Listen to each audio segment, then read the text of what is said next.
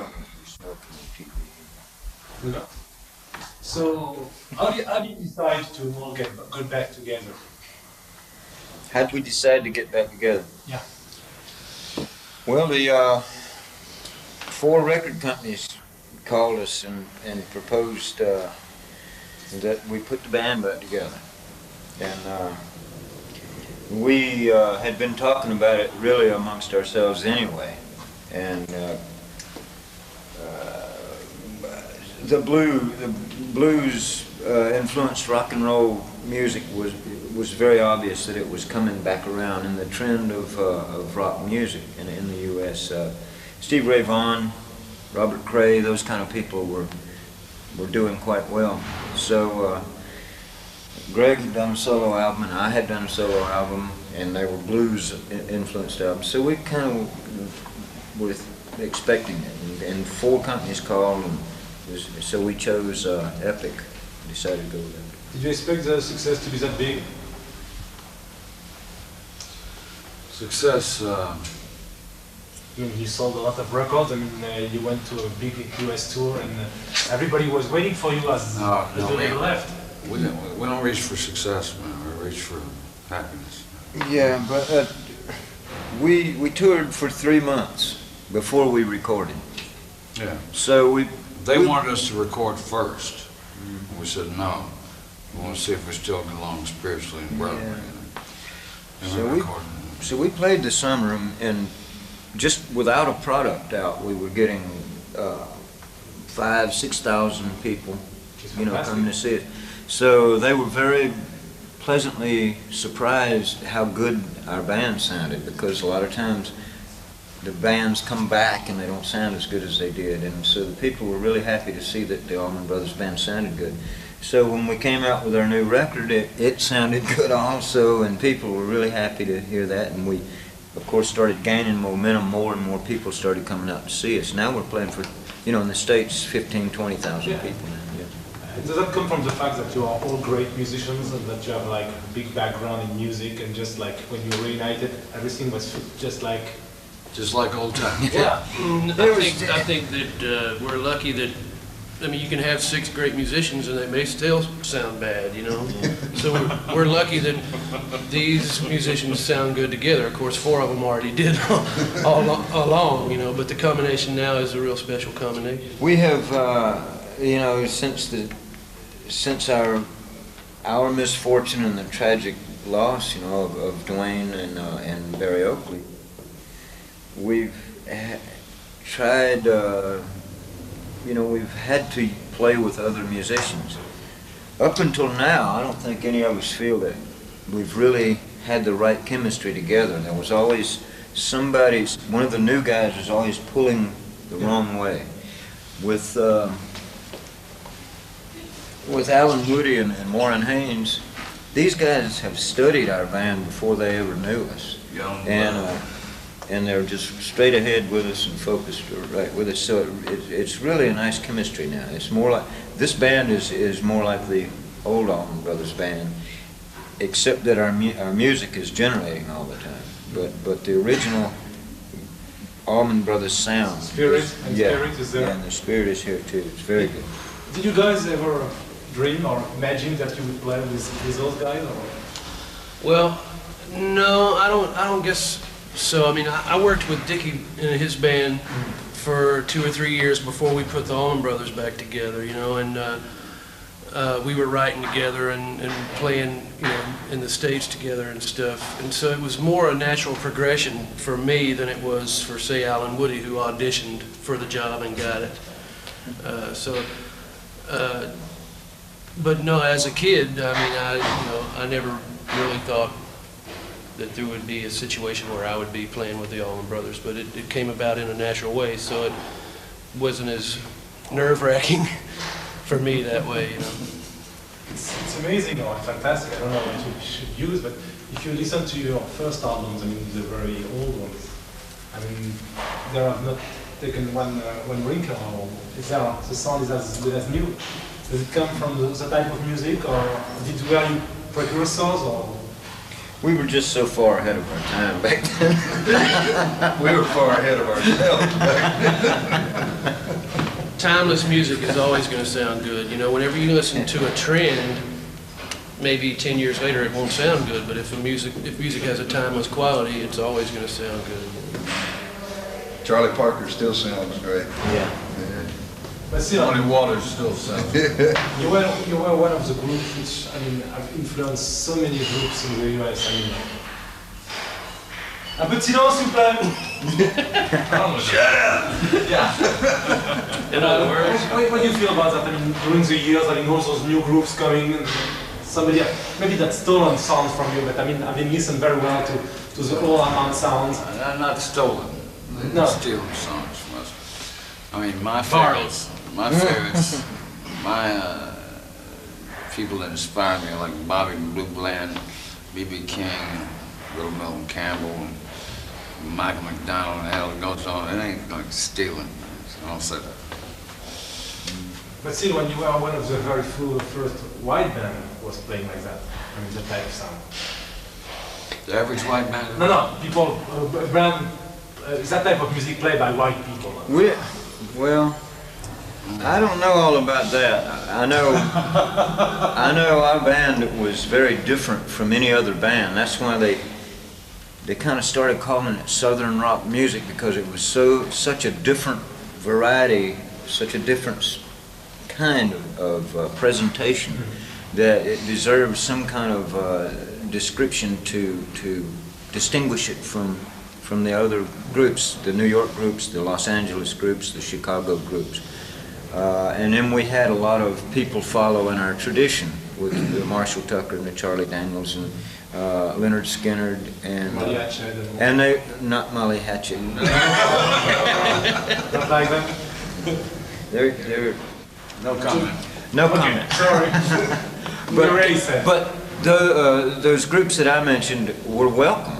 You know, we welcomed them. They were part of the big the big brotherhood there, and it was great. Now there's only a couple of groups that are playing this kind of thing, which is Leonard Skinner and us, I guess. And, With hoodies back together. and it's not. It doesn't even deserve the title Southern rock anymore. It's more like progressive rock and roll music. Do you think you have a formation in country music at first? You played a lot of country. Not really. I'm influenced by you're influenced a lot by of the country, but I never was a country No, artist. but I mean, your first album, Richard Betts, I mean, it's country oriented. I mean, you have violins and the type That of, was I was in a position then to just do something for fun. I wasn't doing that album to try and sell records. That was not to please yourself. Yeah, and just to please a lot of people that isn't the normal record buying crowd. In other words, it was an experimental avant-garde kind of thing. I mean, I had Conway Twitty's steel guitar player on it, for God's sakes, and I mean, he could never play that way with Conway Twitty, and Vassar Clemens. So it was a lot of fun. But yeah, that was country influence, and I'd like to do an all acoustic blues record someday. Inside me. And what about the unique use of two drummers in the group? How does it go with the sound of the special sound? It's just what happened. Dwayne came to Jacksonville, Florida in '69 to put together the band, and there were a lot of musicians there. But I guess there must have been 20, 25 different players there that were part of this group, and we would get together and jam. And something just special happened when J-Mo and I played together.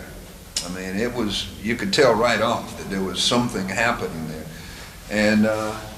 And Dwayne just decided one day, I mean, after an especially good jam one day, he said, that's what it's going to be. I don't think that was originally his plan, to use two drummers. Practice together to get We the don't. special sound. We practice every night when we go on stage. It's not something that we plan, that we work out. It's a spontaneous thing that just happens. They listen to each other very closely. Well, that's what you have to do as a musician. You got to listen to the other drummer, to the guitars, you listen to the people in the band, J-Mo and I, the styles just work, they mesh, they blend, and Anytime you see it's a band, anytime you see a band that doesn't have eye contact, get your money back. What about your producer, which has been the same for many albums? Tommy Down. Yeah. What is his influence towards his music, or how do you work? How does the band work with him? Because I'm sure it's part of your unique sound. It's like a seventh member of the band. He, when you're recording, maybe you hear something that sounds right, but it sounds wrong to him. He's a professional. He's like a fella to us. And he'll say, this is wrong, this is wrong. He talks in numbers and it's... He's a very, like very, Chinese very arithmetic. great influence on us. We're really fortunate to be able to work with somebody like Tom Dowd. He's much older than we are, and he's recorded, produced people like the Drifters, Ray Charles, Aretha Franklin, Bob Dylan, just right on up the line. But he's also a great part of your history, I mean, of the history of your band. Yeah, and he knows this band inside out. In some ways, he knows it better than we do. He knows it.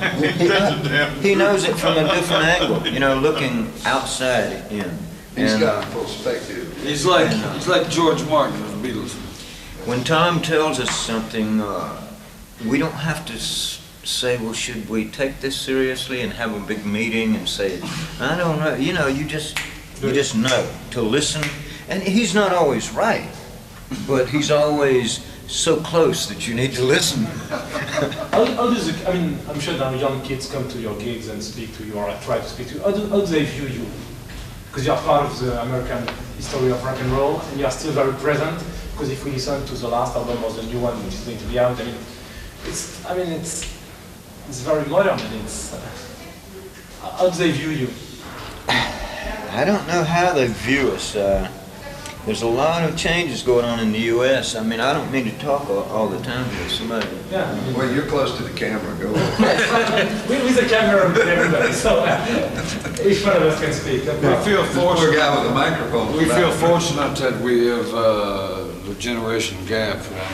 I mean, that the young people come with their fathers and mothers, and it's amazing to us. We're very fortunate.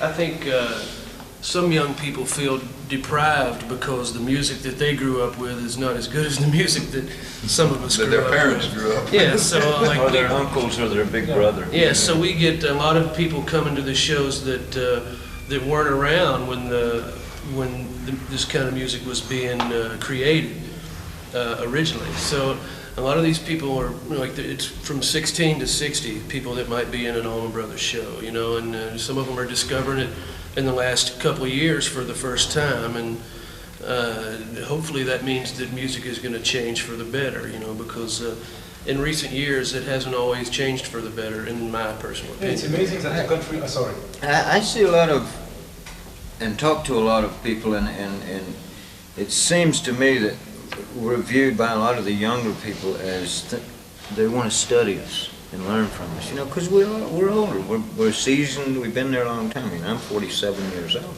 and I see a great surprise from a lot of 17, 18-year-old people when they come, in that they're amazed that we're so much like a heavy metal band to them. They're not expecting that energy, that coming on like a freight train thing.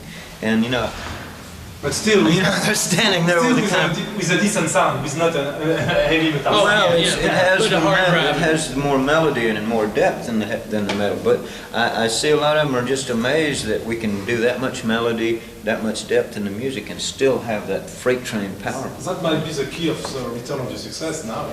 I mean, because those kids have been only listening to like heavy metal, which is very, very strong in the US, and when they come to your sound and you give them the heavy metal feeling with the kind of playing that other groups can't afford. They tend to enjoy it too. I mean, we're not too sophisticated or too far out for them. I mean, we get a lot of headbangers, right in front of the and their big brothers or their uncles are right there beside them. We also have many sons between us. And during the gigs, do you cover the whole repertoire?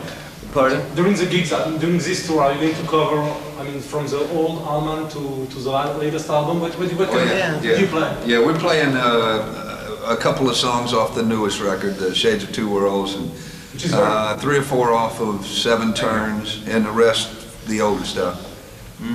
It spans the whole. It depends on what show. Tonight we'll be able to play 2.5, 3 hours, which is what we like to do. We need that. We have not come here for so many years. I know, but that's what we do normally. We tour the States. It's 2.5, 3 hours minimum. We would like to play longer. We run into union problems, but a lot of the tour we're doing over here, we're doing on a festival, and they've cut us to 90 minutes. And you know, we play songs that last that long. He can't. He's cussing on the air. He told me I couldn't smoke. So we hope we won't have to wait so long for you to come back. Thank you. Well, we hope not to. Thank you.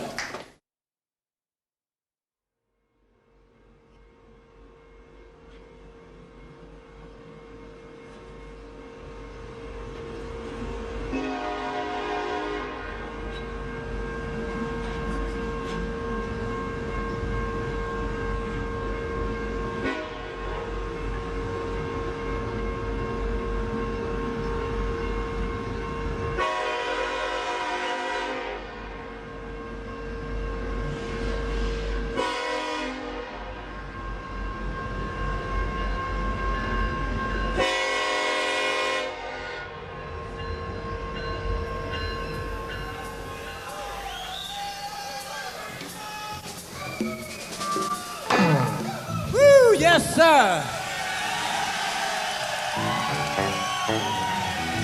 Oh, it's good to see you after so long.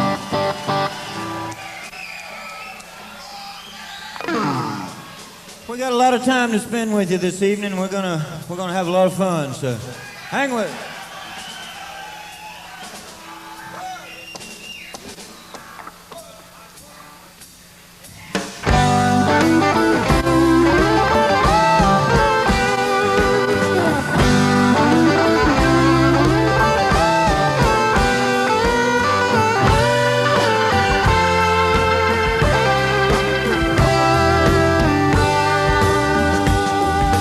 Walk along the river, sweet lullaby, it just keep on flowing. Don't worry about where it's going.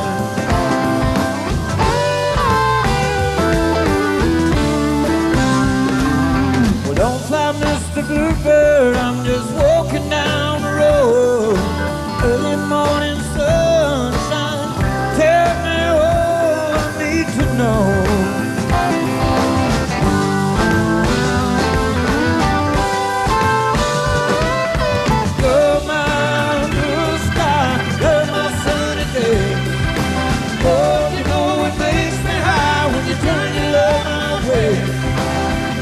Love my way, yeah.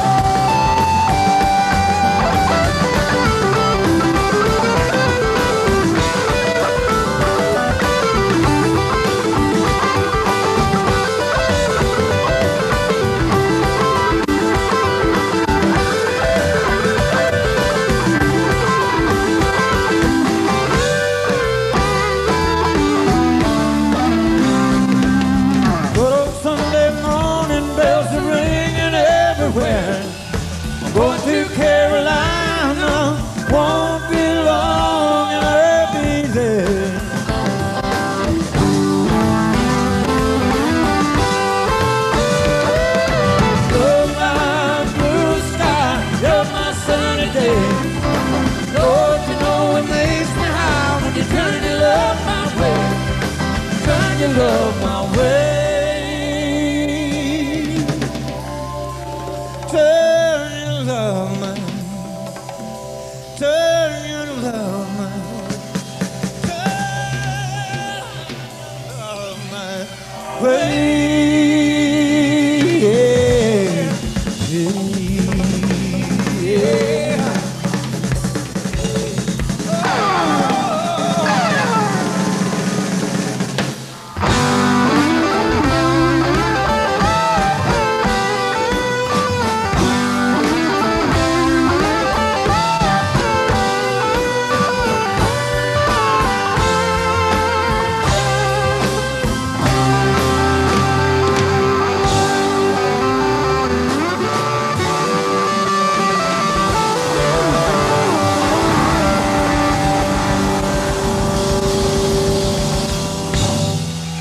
Thank you.